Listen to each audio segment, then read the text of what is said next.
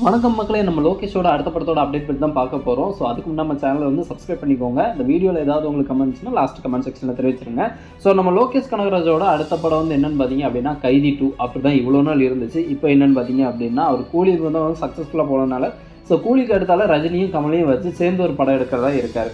So இந்த படம் வந்து எப்படி அப்படின்னா ஃபஸ்ட் வந்து முன்னாடிலாம் வந்து அவர் வந்து ஒரு ஸ்டோரி எழுதிட்டு அதை நீட்டாக பொறுமையாக ஒரு ஆக்டர் வந்து ஃபிக்ஸ் பண்ணிட்டு அதுக்கு என்னென்ன கேரக்டர் எல்லாத்தையும் செலக்ட் பண்ணிட்டு அதுக்கடுத்து தான் அவர் வந்து படத்தை வந்து ஸ்டார்ட் பண்ணுவார். இப்போ என்ன அப்படின்னா இப்போ வந்து 2 பேர்த்தையும் செலக்ட் பண்ணிட்டாங்க.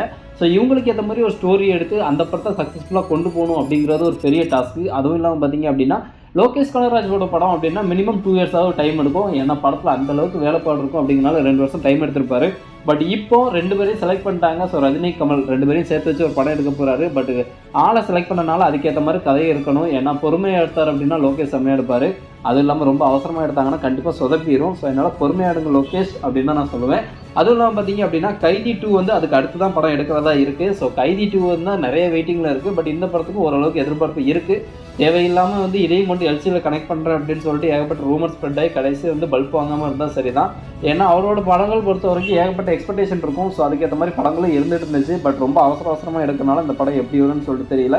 மினிமம் கண்டிப்பாக இந்த படத்துக்கு ஒரு 2 வருஷம் அவர் வந்து டைம் எடுத்து ப்ராப்பராக பண்ணார் அப்படின்னா படம் உண்மையிலே ஒர்த்தாக இருக்குங்க.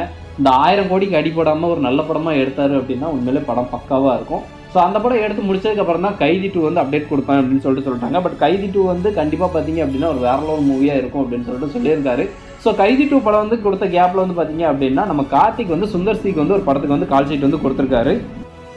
ஸோ 10 படம் எடுத்துகிட்டு பஞ்சாப் பறந்துருன்னு சொன்ன லோகேஷ் இப்போ படத்தோட லிஸ்ட்டு கூடிகிட்டே போகுது. ஏன்னா அதுக்கடுத்து கைதி 2 இருக்குது, லியோ 2 இருக்குது, அதுக்கடுத்து இரும்புக்கை மாயாவி இருக்குது. ஸோ இரும்புக்கை மாயாவி படத்தில் வந்து பார்த்தீங்க அப்படின்னா சூர்யாவுக்கு பதிலாக அமீர் கானை வச்சு எடுக்கலாம் அப்படின்னு சொல்லிட்டு ஒரு தாட் இருக்குன்னு சொல்லியிருக்காரு. எந்தளவு கன்ஃபார்ம் சொல்லிட்டு தெரியல. ஏன்னா ஒவ்வொரு படங்களும் வரும்போது தான் தெரியும்.